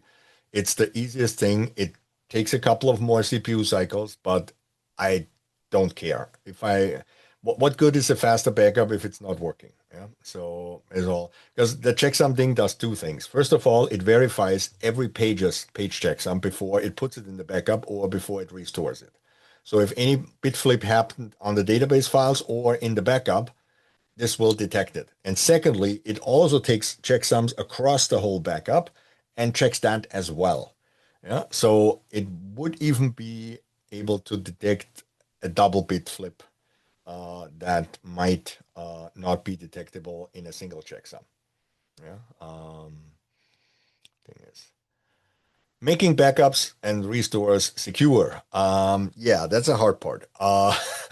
You can see there's 7 things I found that you have to go through, and it's basically physical security. It doesn't matter how much you encrypt your backups and everything. If someone can grab your SQL Server and your backup filer and walk out of the data center with it, he can get to the data. It might take a while, but they can. If they are really clever, they take the domain controller as well. And if you have a good data center team, they are nice. They put labels on everything so they can easily find stuff. Uh, Another reason why you should not name your servers by function, uh, 'cause when it's stolen. The other one is physical security. There's two problems with physical security. There's the one preventing people from stealing them, and preventing people from destroying them, which is much harder because I have never seen a data center that is actually capable of fighting off a caterpillar. Uh, if you take a caterpillar and you run it into a data center, it will go in. Data centers are not built like bunkers. There might be some government data centers somewhere that are built like bunkers, but normal data centers, worst case scenario, it's literally drywall on the inside and some siding on the outside. Yeah. They don't need to be insulated because, yeah, uh, and I've once seen a caterpillar not on purpose but by accident not hit the controls in the wrong direction and swing the arm of a thing through the data center wall. It luckily didn't hit any servers, but it created a lot of dust and a lot of repair work. So it's hard. So if someone wants to physically destroy your data, it's much easier. The stealing part, you can prevent it from getting stolen. That's relatively easy. And I can, if you have the need for that, I can put you in touch with the person who can help you there. He doesn't want his name on the internet, and you will, once I explain to you how he protects the servers from being stolen. Have you ever seen on train tracks how they get welded together? That same material can be used to protect your servers. It's basically termite. And once you ignite it, it doesn't stop till it's burned away. And your server is gone way long before that. So what he basically does is he puts on the inside of your server chassis termite with an ignition thing that recognizes that the machine gets removed and then the machine melts. Protects your data from being stolen, doesn't protect your data from being lost. So you get the idea. Where this is usually used is if you put machines into, if you have to put machines with data into a country where you do not trust that country and the government in that country. So you put that in, the government comes in, plugs out the server, wants to seize your data, and all they get is a blob of liquid metal, which is fine. So that's the physical part. But at least, I mean, one more story. Um, Many years ago, I worked for a company. We were in a tier 3, tier 4 data center, which is pretty high. And within the first 6 months, I found 6 different ways of getting into the data center with bypassing security. The two most funny ones, one used an umbrella. So they had this guy that was guarding the data center, but sometimes he needed to go to the bathroom, and while he was in the bathroom, he forgot to close that little lid that allowed him to speak to you in his bulletproof glass. So the lid was so there was like an opening, like a 4 or 5 inch circular opening to talk through, and it was big enough to take an umbrella, put it through, and push the button to open the door. Uh, they fixed it by putting a plank of wood on top of the button, so you could not reach the button anymore. But I mean, at least they fixed it, and they fixed it in all their data centers, not just in the ones we were customers. Yeah, so that was one, and the other one was even more funny. I mailed my junior DBA into the cage. Uh, we used a fake mailing company, so we put him in the box right outside of the data center, drove him in on the trolley, and basically pretended to have a shipment to our cage, and the data center team was very helpful with the delivery guy to bring it to the cage, open the door for him, put the box in, and left. And then Trojan horse kind of style, the junior DBA just opened the thing and started yelling till someone found him. Others included crawling through the raised floor. Yeah, fun things to get in. Same as for making them reliable, have them in multiple locations, have the backups. That also helps with the physical security if you have to destroy your data to prevent it from getting stolen, if you still have it in another location. But then keep in mind, what if someone wants to just harm you by destroying your data and they attack all your data centers at the same time? My recommendation is at least one of your storage locations should not be easily or at all be able to trace back to your company. So, for example, what we did is when I worked for a company that was owned by one person, that one person had a brother who founded a company that sole purpose was to rent some data center space where we put another copy. But there was no direct link to the company. There are lawyers out there that specializes in that kind of thing to make that legal, but still workable, so that a normal private investigator or even the government might not easily find out that you have another location. And I had one case where this saved the company's life. We had a coordinated strike of 6 different European countries that shut down 6 of our data centers in 6 different countries at exactly the same time. About 20 milliseconds later, number 7 took over and ran the website with no outage noticed by any customer, with very angry governments in 6 countries because they spent a lot of money. They had to pay us a lot of money to repair everything. But it worked. So multiple locations, have one of them. And if it just you pay it in cash or something instead of bank transfers or something, so or the contract is in some subsidiary's name, or you have a sister company or a parent company or something like this. You can encrypt backup files. There's hundreds of methods, and that's a topic for a whole separate session, how to do that. Encryption costs time. So be aware that when you encrypt things, you can either have TD encrypted databases to begin with. Then when you back them up, they're automatically encrypted. You pay CPU 3% overhead every time you read a page from disk while you're normal operations, but you have 0 overhead when taking backups. Could you compress TD encrypted databases? Yes, you can. Since SQL 2019 or so, someone wasted time of implementing this. What they do is they read the page, they decrypt it, they compress it, and then they re-encrypt it. And then they write it to the backup. And when you restore, they undo that whole process. Just explaining it takes forever. So you can imagine actually doing it takes forever. You can have the backup command encrypt the backup.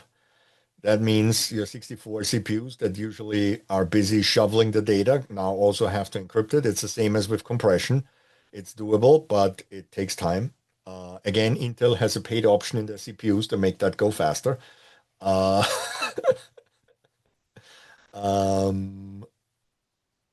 or the version I prefer, I write the backups to my backup filer, uncompressed, unencrypted, and the moment they are there, I zip them and have the zip tool also encrypt them. And then copy them to the other location. So the long distance move goes with a smaller file. The nice thing, when you remember, zip had this option to make floppy disks, so many small files. You can specify the size of that. So what I usually have that zip thing do is have the zip archive again spread out over multiple files that I then can copy at the same time over the long distance, and then I unpack it on the other side and do my verification on the final one. If I have more than one location, I copy it from A to B and then from B to C, and then do the check at point C. Because if C works, I know that all the ones in the middle must work too. If you copy it from A to B, then verify it, and then copy it to C, you don't know if the one in C works or not. Yeah, it's just a thing. It's very important to have the handling of the encryption certificates done properly. And let me show. I have written this in an outstanding box here. The DBA team must not handle encryption certificates, keys, passwords, or key phrases. If you want your backups protected by encryption, you cannot have the team that does the backups handle the encryption keys. It's not how encryption works. If the DBA has the certificate or the key, they can just take that key, take the encrypted backup, steal both at the same time, wish you a great day, and sell it to your competition. Yeah. The DBA team cannot handle the encryption. It's the same problem. The DBA team cannot make the decision who has access to your database.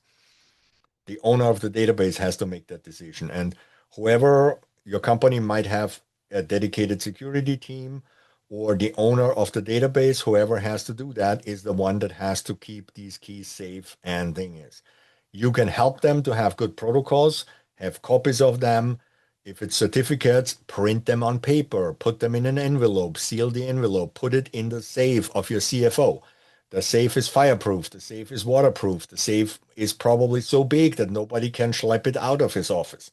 And a little binder with a couple of hundred certificates printed out do not harm.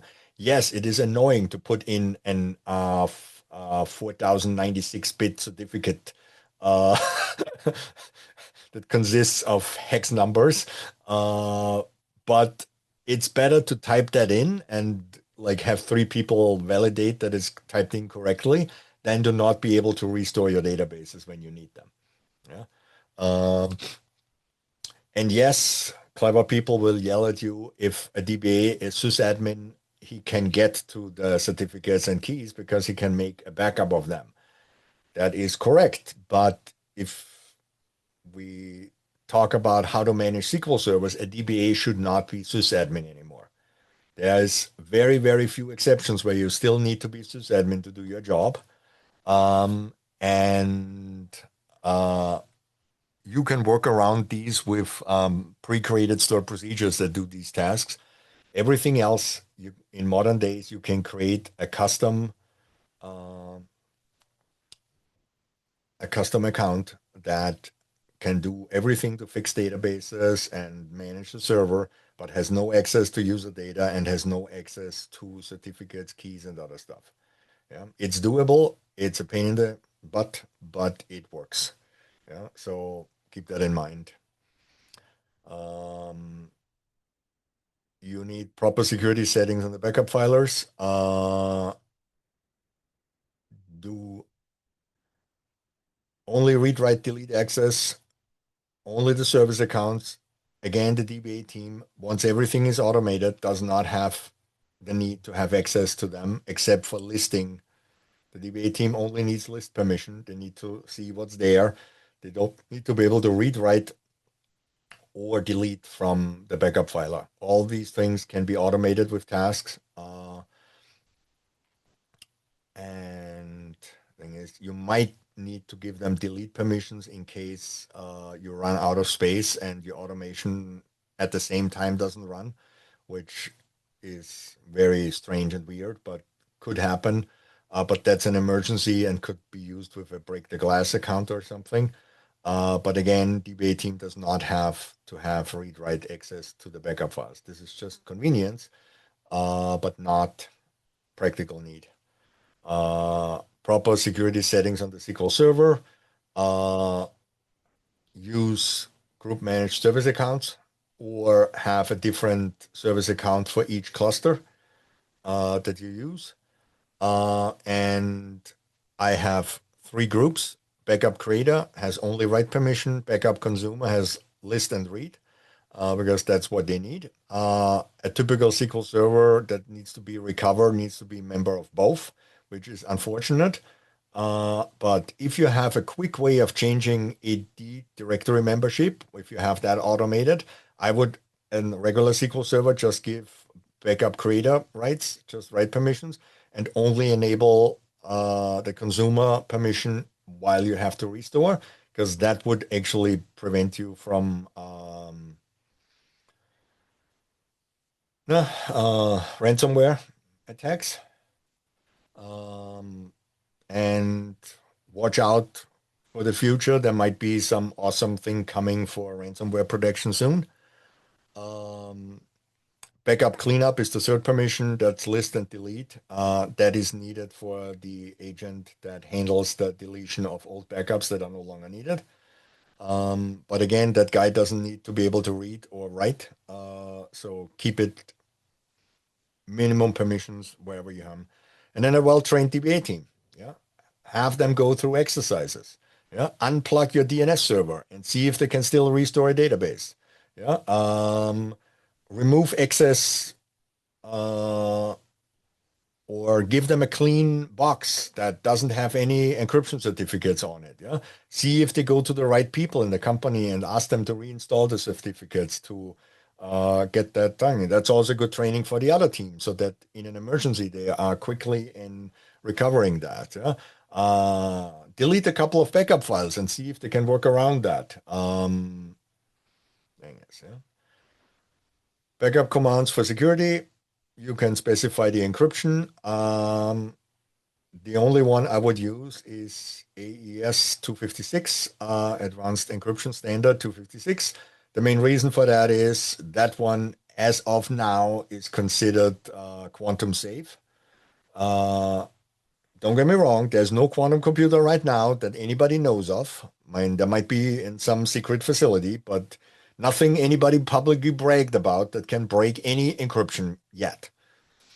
But they're not, it might happen in the next 10 years, which mean it might happen in the next 7 years. And since you most likely have to keep your backups for 7 years, you want to pick something that is safe. And even with assumed quantum capability, 256-bit advanced encryption standard is assumed to not be able to be broken. The main reason is the way what they do with quantum is there's not some magic thing where you put in your file and the quantum computer spits out an uncompressed one.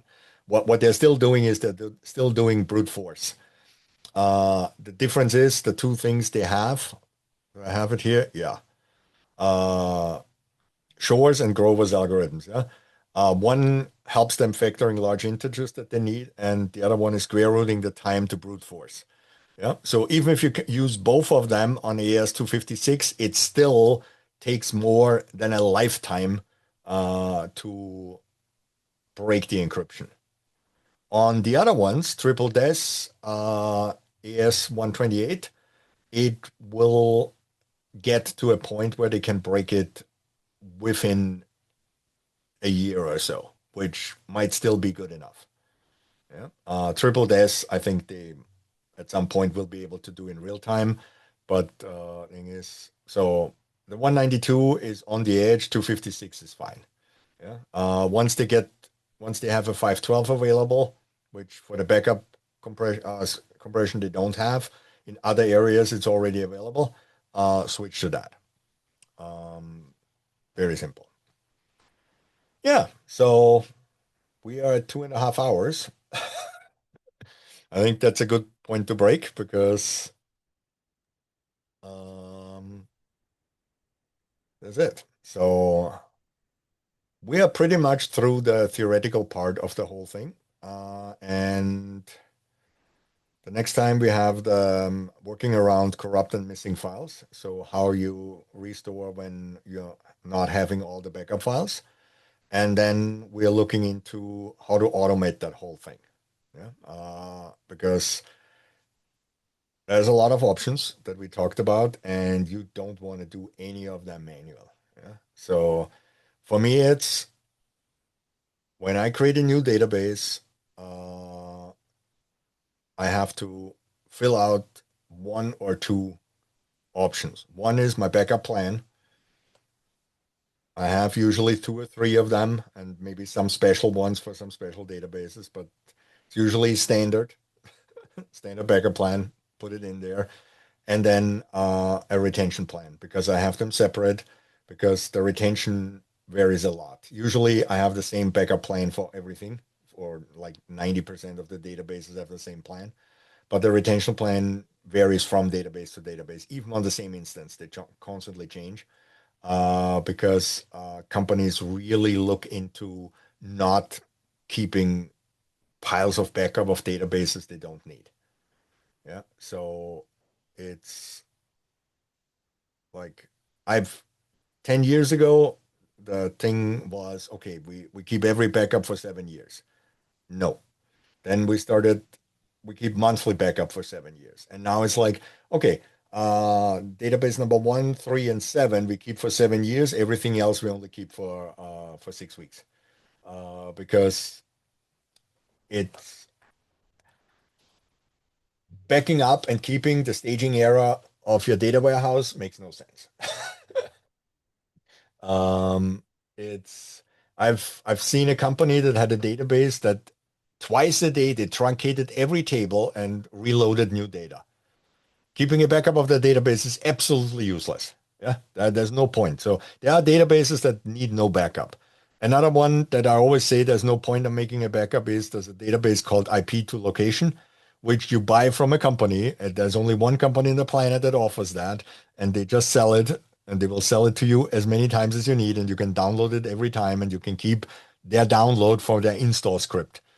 Yeah, because there's no point. Yeah, that data doesn't change till they release a new version. Yeah, it's this IP address is at this GPS coordinates, or in this country, or in this street, or in this county, or whatever you buy. Yeah, you can buy the options. This thing is usually like 4 GB in size, for the most details, and yeah, that's it. But it's like, yeah, don't don't make a backup of this. Or another one is it's the tick data from the stock exchanges. There's no point. You buy that database from one of the vendors that actually produces them for you, and if that database fails, they have a new one shipped to you by tomorrow 10 a.m. and you have the new one, and it's fine. And that doesn't matter where you are on the planet. If you're in Europe, you have it at 10 a.m. next day. They can do that. And there's no point. Yeah, it arrives on a new hard drive. You plug that into your server, you mount it, and you have a working database, and then it catches up for the last 24 hours or something. Yeah, the databases. There's no point in backing up. Yeah? And again, all this is automation. Database 2 fields. Why I'm saying I'm not filling out all of them, because normally the backup plan I choose as a DBA after talking to whoever owns the database. The retention policy is the job of the owner of the database. It's not my responsibility. It's the same as granting access to the database. It's a job of the owner. The owner has the problem to talk to legal to figure out, do we need that data or not? Yeah? In a long-term retention. Yeah? It's not the job of the DBA. The DBAs can offer to do that service to talk to legal for them, but that's a service offering. Yeah? That must be clear. We are just being mitigators. We are not actually taking responsibility. We are taking your input. We're talking to legal. Whatever legal tells us is what we put in there. Yeah? If it's wrong, it's not our fault. It's your fault because you told us to go to legal and do that. No, it's very important because there's also sometimes the requirement that you do not want to have a backup. Again, you want the backups for recovery. You always want them from everything you can do, but except for the IP to location database. But you don't want long-term backups because in most countries, the law is the moment you get sued, you are not allowed to delete any evidence. But if at the point in time you did not have any evidence, you're fine. You wonder why everybody after the disaster from Microsoft in the 90s, where some emails cost them billions, why now every company has a policy that emails get deleted often like 6 months after you get them. Exactly for that reason. If we don't have the data when we get sued, it's not our fault that we don't have it anymore. Everything we have, we preserve. And that actually is something we're gonna discuss it for long-term storage when we talk about the automation and sending it to the cloud. There's cloud offerings where you can put a legal lock on your backups that you put there, and that actually prevents you from deleting it even in the cloud. So that's what it is. That's what I have for today. I hope everybody is still awake. I see David is nodding. Someone just disappeared. So, uh, either he fell on the keyboard and hit the escape button. He had to go somewhere. No, it's fine. I know these are long and they're not meant to be thing. They're meant to dump my brain into a video. So if something happens to me, you can watch it over and over again till you thing is. And again, I will share the PDF once the series is complete because honestly, as you can see, I'm still writing on it. Whenever you see these orange bars, these are to-dos for me where I know I still have to do something. And it's much harder to write this stuff down than to do this. And by the way, yes, you see, right? It's 98 pages about backup. As it So should be. And yeah, I don't it's think there's enough totally on storage in page. the world to capture the videos for what's in your brain. Trust me. YouTube has a lot of storage. Uh, but We as you we will see, capture what we can here. Yeah. yeah, no, it's and I like it's an idea why I want to do it because I know that I'm writing it all down, but this actually keeps me like I have to finish this part when we do the next video, and that basically gives me a deadline, which keeps me more motivated than not because is between actual work, which is taking up more and more in Europe. So moving back here was it was a brief period of enjoying less work, but people still want to give me money for doing stuff. So That's yeah, right, Donovan. And enjoy some free time for a change. good. Let's stop the recording here so we can Yeah. talk. Awesome. Well, thank you, everybody, for joining. We will see you next month for the next installment of this.